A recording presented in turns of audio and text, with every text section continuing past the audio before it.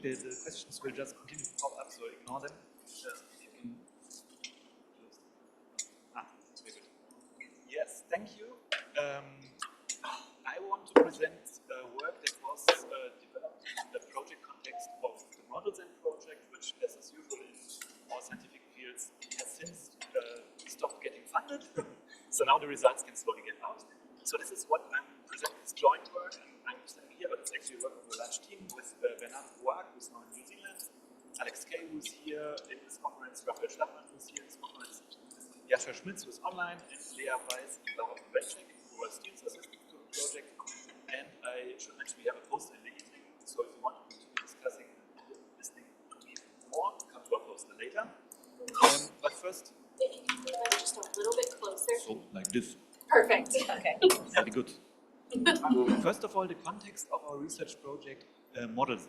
So it was running in the Max Planck Institute for the History of Science, and there we had a large team of decades of work on how to define knowledge and how to look at case studies about knowledge systems. And they came up with this, in my, so I tried to get an understanding of that massive amount of work by leveling knowledge systems. Intuitive knowledge systems, so stuff you know because you're born, you walk, you start walking on the earth, so you intuitively know how to deal with the system that you are born in. There's practical knowledge, so stuff that you can teach someone while you sit next to them or her. Think about building a ship or solar dial in antiquity. And we have theoretical knowledge, so stuff that we can put into science systems, and we can use this science systems, the material representation of the knowledge system, to spread that knowledge. And the work that we dealt with in the Models project is exclusively focusing on this theoretical knowledge. So that's important to keep in mind. So this is one of the, so to say, limitations that we have. In that Max Planck Institute for the History of Science, there was a framework developed that was called socio-epistemic networks that try to make the point that any knowledge is situated. So you can't extract a knowledge artifact, let's say. It always is connected to who has that knowledge, when do we have that knowledge, how do we express that knowledge, and with what semantic relations are we able to express it. And in the Models project, we try to operationalize this. So of course we can write it down as a theoretical framework, but if you want to use ADHO methods to extract from sources such a multi-layered time-dependent network, you have to operationalize it. So what are the persons that have the knowledge? What are the material representations that we are interested in? And how are they expressed? In the new institute, we are also trying to include how the environment focuses into this knowledge systems. What we can know, but also how our new knowledge that we have in the current era influences the Earth system. So this is basically an institute dealing with the Anthropocene. To get an understanding of this, we try to develop methods on several levels of analysis. So you could say we had different views, bird-eye views, on large-scale structures of science systems. For example, how physical disciplines developed across time. We looked at micro studies like what funding changed, how people did work on what. But we also tried to get an understanding of how we could operationalize this microsystem, like studies, to understand how human decisions create the larger scale structures that we see. And this meso level is what I want to talk to you about today. If you want to know more about our work on the socio-epistemic network operationalization in general, there's an article coming out in October in the History of Intellectual Culture yearbook, and if you follow this link, you will have access to that work. So any of this work that we are able to do, I will share the slides, so don't get scared if you can't take pictures. Any of this work we can do is relying on archives. So we have to have some sort of stuff that has survived. And if you think about classical historical work, you don't go to the archive and just search. You actually come to the archive with a hypothesis in mind. So you want to look for something. And you need to have this data to support your hypothesis. And I think one aspect that we are all facing in the digital age is that this gets more and more complex, not only because we have a layer on top of the actual physical archive, so we have to see what is actually digitized, but also the tools that we use to look at these archives are adding complexity that is not always clear. from the aspect of temporality, all of that is, in my mind, a view from the now to the past. So we are not changing the past, obviously. We shouldn't. But actually, we can only get a picture of the past of stuff that has been decided to be heritagized. So there is a kind of a stuff that has been considered important. And we have tools to test our hypothesis in classical sense, also in the digital era, on robustness. So we can always have in mind that there is a bias in the archives that we have access to. And there's a lot of interesting thought, for example, by Ryan Arnott on historical network research, and Juliana Nyhan on... Yes, too loud. I'm making sure you heard on Zoom. And Juliana Nyhan's work on how digitization increases silencing of certain voices. But what all of that is still, it is still a static picture. So my question was, can we animate the archives? Can we actually replace this static picture with, in my hope, it's a novel idea, I write novelish, by trying to operationalize how, first, the data is generated in the past. So we have to build software for that, and we run simulations to create fictional complete archives, and then in another process try to operationalize how people have decided what should be living, what should be surviving in the archives. So there's a second step of hypothesis and software building. And then the results of such a simulation step, compare that to empirical findings to get an understanding of what biases have been created, how, and why. That is, so to say, the menu of what I want to talk to you about today.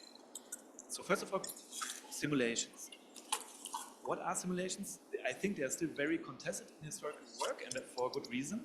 But in my mind, they're actually just a generalization of the classical hermeneutic circle. Because you have an idea of what you want to look at, you go to the archive, you update your mental model on what you want to work on. If you have a simulation, you create that simulation based on this mental model that you have, operationalize it in a code, run a simulation, look at the output, and update your personal model that you have in your mind.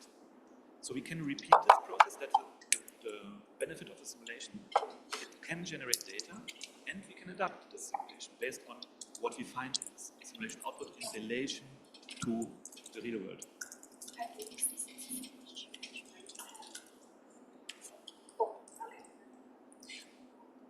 The tool that we use, the framework, is called agent-based modeling. It's one subsystem of simulations. It's actually from sociology. And the added benefit for historical research is that we can take the agency of single actors and have a heterogeneous system of agents, of historical agents interacting with each other. Several key concepts are important. So we have agents that act in an environment. We have a model that says how these agents should interact. We have simulation time, which could be just abstract. And we can run experiments with this type of simulation. If you want to get much more information about what we can use agent-based modeling for in historical research, have a look at the Programming Historian tutorial that will come out hopefully after the current open peer review.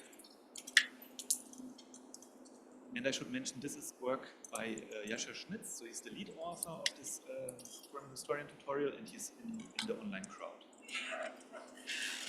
The idea for our agent-based model is from historical network research background. We wanted actually to reconstruct communication patterns in the Republic of Letters. So at a time when people didn't write journal papers, but they actually did science via letters. And the idea was we built a simple system of scholars that are able to exchange ideas, adapt to the new ideas, and move also on a geographical space. Then we wanted to build this model and calibrate it to the archives findings that we have. For that model, we had considered the European Union territory, initialized the system on medieval population estimates, and each agent had a unique internal mental state, a topic, abstract topic. They can have a unique activation. So if I want to write, if I are able to write a letter or not, and of course geographic positions, they are from the model getting two ranges, so they can across a certain circle search for a new position geographically, and they can find neighbors that are in a letter range to exchange knowledge with. In the simulation run, they move or send a letter, and the receiver of the letter then changes their internal topic state. So it's like I get new knowledge, and I update my internal knowledge on what I read. And that new knowledge is then in the next round the source of another letter that I might send. The output of such a simulation is first a complete ledger, all of the letters that have been successfully sent. So we have senders, receivers, the sender location, the receiver location, the abstract topic, which is just 3 numbers, and the time step. So it's an abstract time. And from that, we can create networks, so letter networks, sender-receiver networks, and look at statistics of such a network. So that's an abstract artificial network. If you want to run your own simulation, we have extensive publication on that. There's a framework called Objectives, Details, and Design document that explains each step of simulation in detail. So what are the parameters, what are the variables, and how are we motivating what we do? There's a published model on the Humanities platform that has been peer-reviewed, and we have the whole Python package published with the GitHub. So if you run this and encounter problems, please open an issue. It would be highly appreciated. The model also comes with a visualization front end that allows you to get an understanding of how it looks while it's running. So you can do experiments on this model.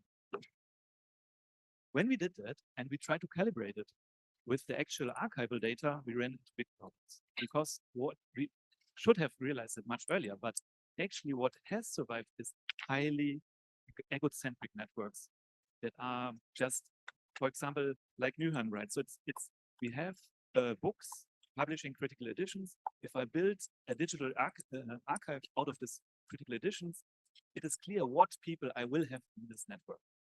And many actors are not in the network that are actually important.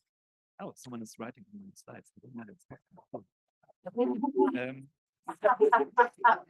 So please don't write. What is problematic is that when we calibrated this model, we actually got just a caricature of reality. So what we wanted to have is a description of how people exchange letters. But if we use this data to calibrate, it's not creating any real description. It's just reproducing the biases that we find in the published data. So we reversed the idea and said, what if we take in the opposite view and say we have the full picture and we want to get closer to reality by deleting from the real picture? So that is the second step of hypothesis building that I mentioned in the beginning. And the recipe for that is we first have two main assumptions that we have to take. So what influences actually, what has influenced the survival of an archival entry? In our model, we are able to consider 3 things: the persons that send letters, the places where these people have come to at the end of a simulation, and just the age. So in which simulation step is the letter sent? And that could be, that is related to your personal, could be related to your personal assumptions about how letter archives are, let's say, continuing to survive in time. And then, let's say, we have first assume what is influencing the survival, and then how is this actually acted out? So is it a random process? Is it a targeted, ranked process? So the letters of the famous people survive? Or is it, for example, certain large cities are more likely to create letter archives than smaller cities? And we can all test this hypothesis by creating the null, so to say, the null hypothesis to each of that generation pruning hypothesis. So that's the typical process. We have an assumption and we test it against the null version. For that, we built the weighted sender and receiver networks of the ideal network. And the nodes contain the last geocoordinates, so that we know the agent moved, and stopped moving at a certain position. And then the edges, which are basically the letters, get the timestamp. So when was this edge established and how long was it reproduced? If we sort that, we can get the nodes sorted by in degree. So what are those people that received the most letters? And where are regions where most agents still live? And of course, the time. and then apply different assumptions on the process of surviving to these numbers. So we have a combination of, for example, person or the geographical region and the probability. Then we put that again to the complete data and sample this complete data based on the weights that we have generated. And then we can again add another hypothesis. We can say how much of the letters that were there are still available in the archives. Is it 90%? Is it 50%? Or have only 10% of all letters survived? And we can compare that to the empirical findings. The results that I can present to you at this moment are not yet a fully fledged case study done until the end, but I can show you the effect of simulation parameters, for example. So these are two simulations, both for 100 agents and 100 time steps. But on the left, you have a letter range of 0.25 in relation to the average distance to all other agents. So you can't send so far. And on the right, you can send a bit further.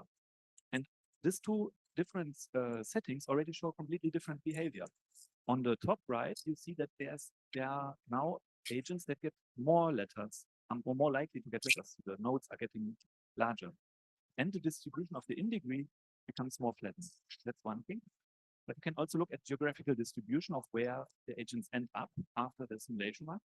And if they are, I didn't mention it, but the right one has a slightly larger move range. So you can also smear out, say, where agents live at the end of the simulation. That's only for the running simulation. The pruning, this is one example of what we can expect to see from the pruning. So we have one simulation one. On the left is the complete distribution of the in-degrees. And then if we remove 25, 50, 75, or 90% of all edges randomly, we can already see that it's a totally different distribution emerges, much sharper.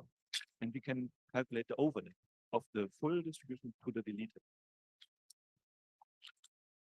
We can also look at effects of different types of deletion on different measures of the network that we get after deletion. I think I will not go into the details here.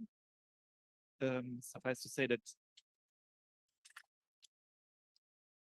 it shows that similar to Ryan and Anna's work, where they looked at robustness of historical networks for deletion, we can say that depending on how the archive was generated, has a strong dependence to what we can actually say about it. So it's a not so nice thing, let's say. We have to be careful. I want to conclude by just saying that in our opinion, simulations are an interesting method to actually think about the generation process of historical data. And we are forced, but we have also the added benefit of being like forced to try to formulate the hypothesis that we have all in our minds, how archives have been created. And we have to formulate it in such a way that we can generate code out of it. And that makes it more reproducible in my mind, because I can say, like, this is how I think this printed book archive has been generated and survived. And this is how I would put it into numbers. And thereby, I think it opens up a new way of dialogue on our assumptions about biases in archives. But the disclaimer is, of course, that this has many moving parts. And that's why I advocate a lot for complete open code, open assumptions. And that's this framework of the COMSIS people.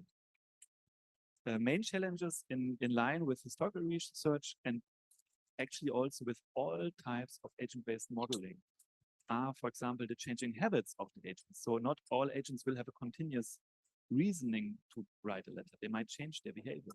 And how could we set up such a thing in agent-based modeling? It's actually not well researched in the wider sociological and mathematical community.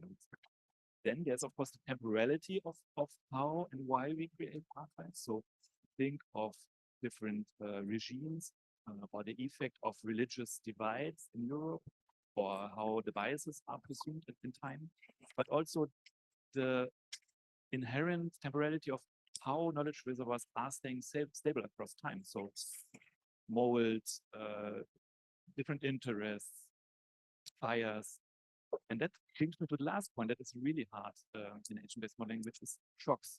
So we have not always a continuous time. We might also have sudden events. So suddenly one important archive is burning down. How could we incorporate such events into such a framework of simulating historical data generation? And I think I'll stop here by just adding that there will be an extensive explanation of this methods hopefully soon in DSH, published together with Bernard Work and Kaye on growing and tuning the reproductive letters in agent-based model to build letter correspondence networks.